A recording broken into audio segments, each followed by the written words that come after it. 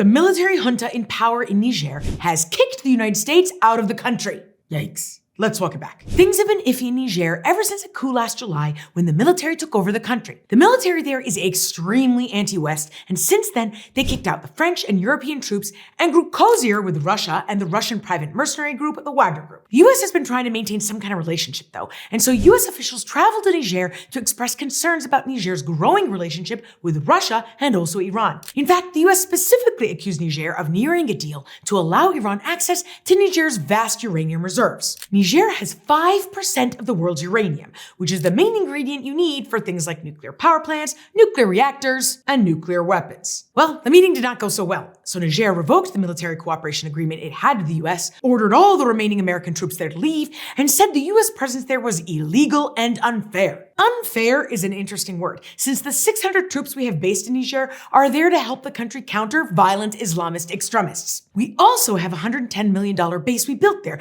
that we use to fly surveillance drones over all of West Africa in order to contain the growing Islamist insurgency in the region. According to the Global Terrorism Index, this part of Western Africa, which is called the Sahel, accounts for 43% of the world's terrorism deaths, which is more than South Asia, the Middle East, and North Africa combined. So our departure means two things. First, that terrorism in the Sahel will likely grow and could spill over into the rest of Africa. And second, that Niger will fall into the waiting, cradling arms of Russia and Iran. At the core of this is the world further falling on pro and anti-West fault lines. Just a week before kicking the US forces out, Niger announced a joint military force known as the Alliance of Sahel States, with its neighbors Burkina Faso and Mali. And that's important because these are countries that also went through coups in the last few years and are now ruled by military juntas. So by isolating themselves this way, not only will it make it harder for them to combat terrorism, but it will end up emboldening Russia and Iran.